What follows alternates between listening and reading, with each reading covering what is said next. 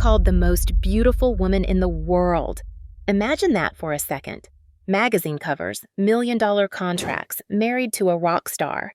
Now imagine waking up one day and realizing that same world that worshipped you wants you to disappear. Not because of the scandal, not because of controversy, but because you had the audacity to turn 50. This is what happened to Paulina Porizkova. And honestly, the way she fought back is going to blow your mind. Let me paint you a picture. 1985. Every newsstand in America. There's this face staring back at you, cheekbones that could cut glass, eyes that held secrets, lips that didn't need to speak because the camera said everything. Sports Illustrated, Vogue, Elle, Harper's Bazaar, Cosmopolitan, Glamour. If it had pages, she graced them. Not once, not twice, but hundreds of times. Walking through an airport in the 80s meant seeing her face a dozen times before you reached your gate. But here's what those covers didn't show. A woman who'd learned early that beauty was currency and silence was survival. See, when you're labeled the most beautiful woman in the world, people don't actually want to hear you speak. They want you to be a canvas, a fantasy, a perfect still image. And Paulina? She played the game perfectly. American Photo magazine dubbed her Model of the 1980s. People magazine put her on their 50 Most Beautiful list in 1990 and 1992. Harper's Bazaar called her one of the 10 most beautiful women.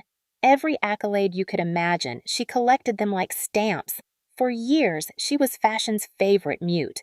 Exotic enough to be fascinating, conventional enough to sell cosmetics. She'd pose, she'd pout, she'd collect her checks. $6 million from Estee Lauder alone, the highest modeling contract ever signed at that time. Think about that number for a second. $6 million.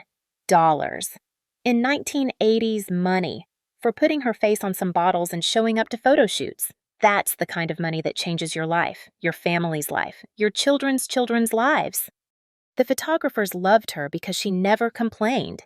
Irving Penn, Richard Avedon, Patrick Demarchelier, the legends all wanted to shoot her. The designers loved her because she made everything look expensive. Chanel, Versace, Dior, she didn't just wear their clothes, she elevated them. The public loved her because she was this impossible ideal, foreign but familiar, sexy but safe. She'd glide down runways in Paris, Milan, New York, never speaking to reporters, never giving away pieces of herself. Just this beautiful enigma who happened to have the most symmetrical face in the business. But silence has a price, and Paulina had been paying it since she was 3 years old. Prostijov, Czechoslovakia, 1968. Russian tanks are rolling through the streets. The Prague Spring is over. The Warsaw Pact invasion has begun. People are fleeing, disappearing in the night, leaving everything behind, including their children. Paulina's parents were political dissidents, the kind of people who ended up in prison, or worse, if they stayed. Her mother had already been arrested once. Her father was on watch lists, so they made an impossible choice. They kissed their 3-year-old daughter goodbye and fled to Sweden, leaving her with her grandmother. Can you imagine being that child? One day your parents are there, the next they're gone. No explanation a toddler could understand. Just absence. For 5 years, little Pavlina waited. 5 years of wondering if they were coming back. 5 years of a grandmother trying to explain why Mommy and Daddy had to leave. 5 years of being a child celebrity of sorts, the little girl left behind by fleeing dissidents. The reunion finally happened when she was 8, this whole media circus, photographers documenting the moment. Suddenly, she's on a plane to Sweden to meet parents who were basically strangers. They'd built a new life, had another child, and here comes this 8-year-old ghost from their past, speaking a language they'd almost forgotten. Sweden was supposed to be freedom, but for Paulina, it was just a different kind of exile. The Swedish kids at school sure didn't let her forget she was different. They called her names, mocked her accent, reminded her daily that she didn't belong. Her father? He couldn't handle the pressure. Left the family not long after she arrived. So much for that reunion. Her mother, already traumatized from her own arrest and exile, struggled to hold things together. Until that day when she was 13 and a modeling scout saw something in that silence. something that could sell. "You should model," he told her, approaching her on the street in Sweden. And just like that, the girl who'd learned to disappear found a career in being seen. The irony isn't lost on me. Are you kidding? The bullied girl who hid from cameras would become one of the most photographed women in history. But first, let's talk about Paris, because that's where 13-year-old Paulina learned her first real lesson about the modeling world. First photo shoot, first time away from home, first taste of what this industry really was. The photographer was maybe 40, 45. She was 13. He kept telling her she was beautiful, special, different. Then his hands started wandering. Then his suggestions got explicit. She froze, did nothing, said nothing. What do you say when you're 13 and alone in a foreign country and this man controls whether you have a career? She never reported it, never told anyone for years. Just added it to her collection of things to stay quiet about. By 15, she was living in Paris full-time.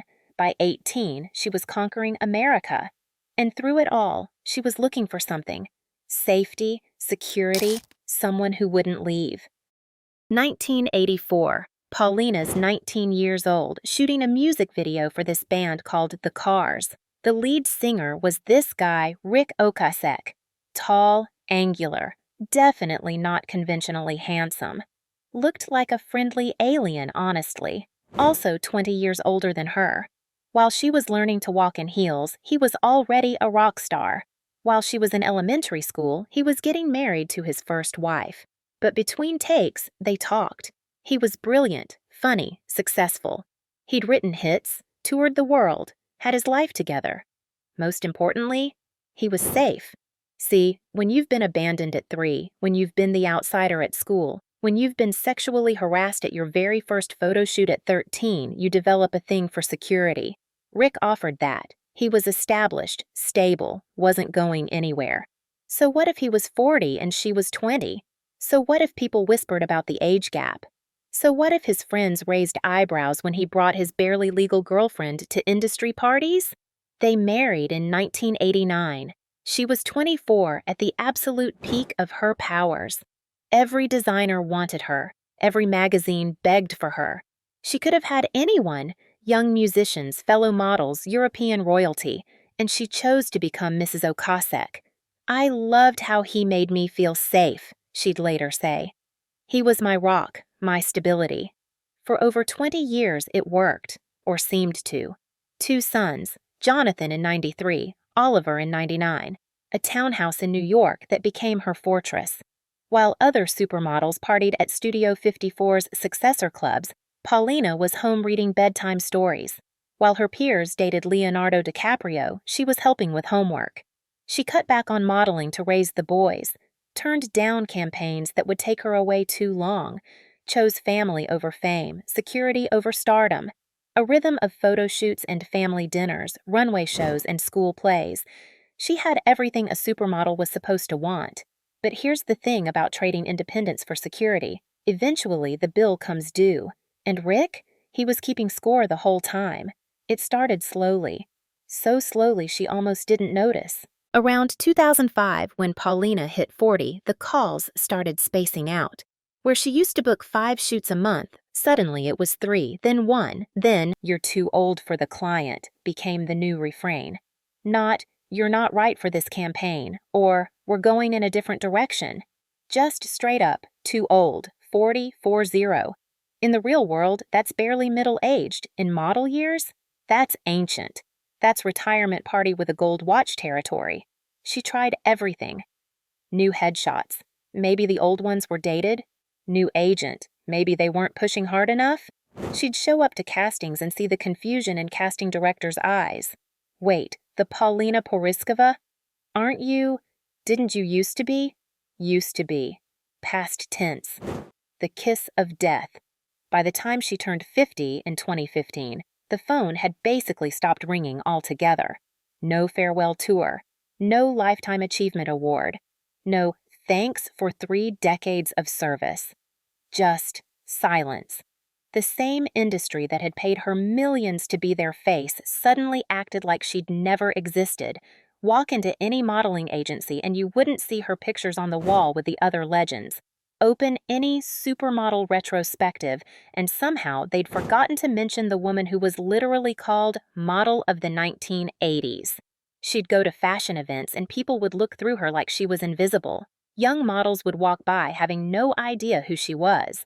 Photographers who'd begged to shoot her now pitched fresh faces instead. At one party, a young model actually asked her if she was someone's mom, not, "Are you Paulina Porizkova?" Just, "Whose mom are you?" The silence she'd cultivated for decades had become a prison. Nobody wanted to hear from a 50-year-old former supermodel. Nobody cared what she had to say. But the real kicker? Her husband, the one person who was supposed to be her security, was pulling away too. The signs had been there for years. Less talking at dinner. Separate vacations. That way married people have of being alone in the same room. By 2017, they made it official. Separated. Still living in the same house for the boys, still keeping up appearances, but the marriage was over. "We're still best friends," they'd tell people who asked. Just not together. So there's Paulina at 52, invisible to fashion, estranged from her husband, living this weird limbo life where she's technically still Mrs. Okasek but sleeping in separate bedrooms. The woman who'd been on hundreds of magazine covers couldn't get arrested in the fashion world. The wife who'd given up her career for family was living like a roommate in her own home. Rock bottom? Not even close. Sunday morning, September 15th, 2019. One of those perfect New York September days where summer hasn't quite let go yet. Paulina woke up, made coffee, went through her morning routine. Checked Instagram, a handful of likes on her latest post, scrolled through fashion news. Nothing about her, as usual. Normal Sunday in the weird life she'd built. Around 11 a.m., she went to check on Rick. They were separated, sure, but they still lived together. Still cared about each other in that complicated way exes do when there are kids and decades of history involved. He'd been recovering from surgery recently. She wanted to make sure he was okay. His bedroom door was open. She walked in and found him there. In bed. Still. Too still. Gone. Died in his sleep from heart disease. Just gone. No goodbye. No last words. No chance to fix things, or say the things that needed saying. "It was the worst moment of my life," she'd later say. And that's saying something for a woman who'd been abandoned at 3, bullied throughout childhood, sexually harassed at 13. She called 911, even though she knew it was too late. Called their sons, having to say words no mother should have to say. Called his manager, his bandmates, his family, went through all the motions you go through when the world tilts off its axis. The man she'd loved, fought with, separated from, but never quite let go of. Dead at 75. The public mourning was immediate and overwhelming. The cars were icons. Rick was a legend. Just what I needed, my best friend's girl. Drive, the soundtracks to millions of lives. Fans gathered outside their townhouse. Radio stations played Cars marathons. MTV ran tributes. And Paulina, ever graceful, played the grieving widow perfectly. Stood by their sons at the funeral.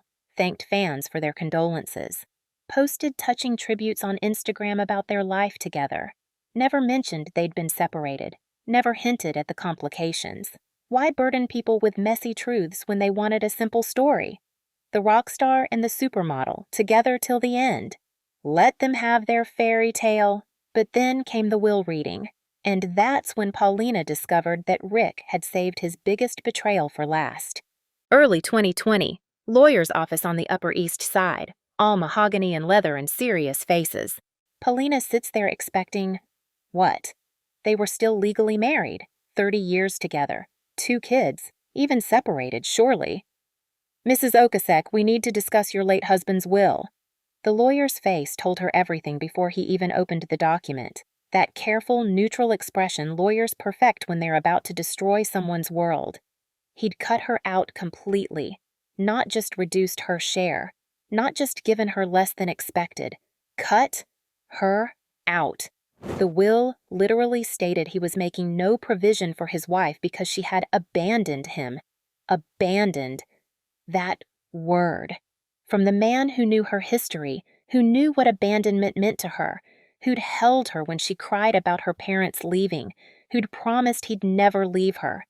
He'd chosen that specific word. The estate was worth millions. The music royalties alone would generate income forever. The Cars songs still played on every classic rock station in America, still soundtracked movies and commercials. And Paulina? Nothing. Zero. After 30 years, 2 kids, and building a life together, she was left with nothing but that word. Abandoned.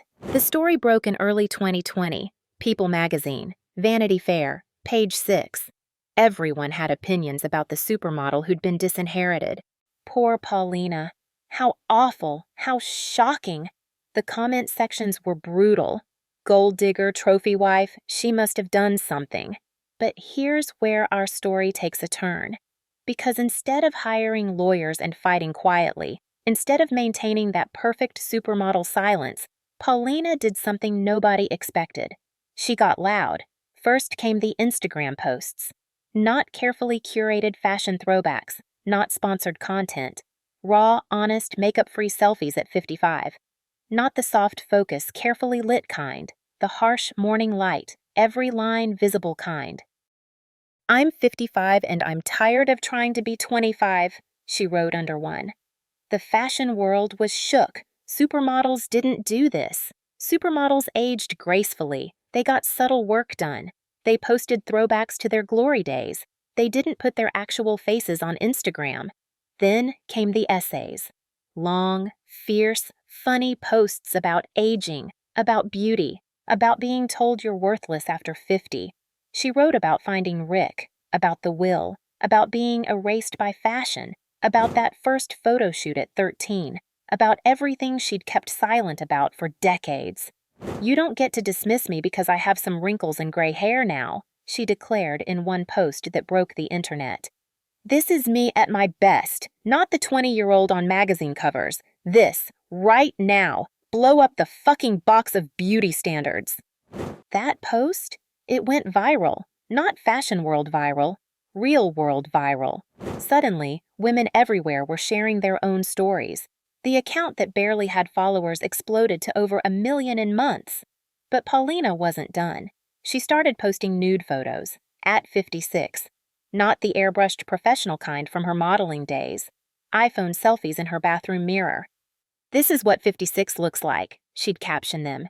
"If it bothers you, examine why." The fashion world didn't know what to do. Former supermodels were supposed to fade gracefully, maybe become brand ambassadors or open boutiques. They weren't supposed to become activists. They definitely weren't supposed to post nudes on Instagram at 56. Remember how dating apps work when you're a 56-year-old woman?